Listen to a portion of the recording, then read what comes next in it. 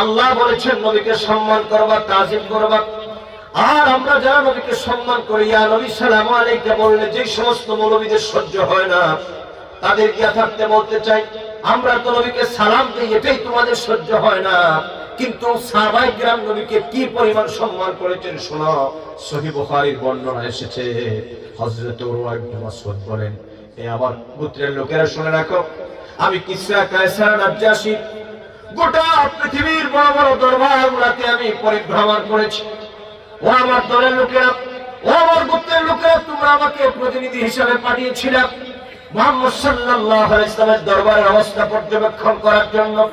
কিন্তু তোমরা শুনে যাও, আমি যা দেখতে পেলাম, আল্লাহর নবী, নূর নবী, সাহাবায়ে কেরাম আল্লাহর হাবিবকে যেই পরিমাণ সম্মান করে, যেই পরিমাণ তাজিম করে, মহব্বত করে, ইজ্জত দেয়, আমি গোটা পৃথিবীতে বহু রাজা বাদশাহ দরবারে আমি পরিভ্রমণ করেছি, বহু রাজার দরবারের মেহমান আমি হয়েছি, কিন্তু আল্লাহর হাবিব মুহাম্মদ সাল্লাল্লাহু আলাইহি ওয়াসাল্লামকে তার সাহাবায়ে কেরাম অনুসারীরা যে সম্মান দেয়, পৃথিবীতে কোনো প্রজারা তার রাজাকে এত সম্মান দিতে দেখি নাই।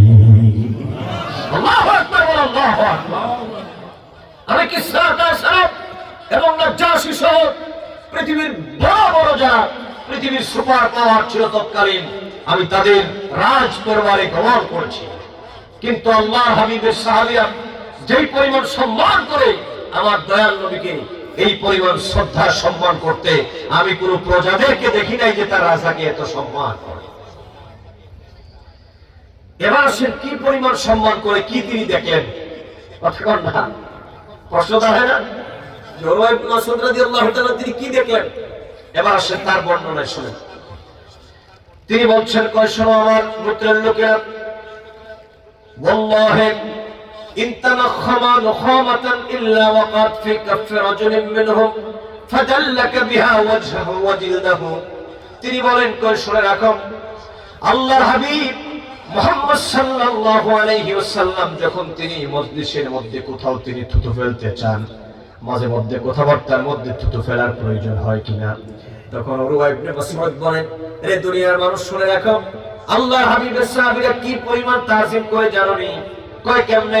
কয় তিনি যখন কোথাও কোনো মজলিসের মধ্যে বসে কথাবার্তার ফাঁকে যখন তিনি তার থুতু মুবারকটা ফেলানোর জন্য তিনি উদ্যত হন, ওই থুতুটা যেন জমিনের মধ্যে পড়ে না যায়, সাহাবায়ে কেরামগণ তাদের হাতগুলো নবীর সামনে বিছায়া দেয়। আল্লাহু আকবার বলেন। কত বড় কথা, তাজিমের কত বড় একটা বিরাট অংশ দেখেন। ওই সাহাবায়ে কেরামগণ তাদের হাতগুলো তাদের নবীজির চেহারার সামনে বিছায়া দেয়।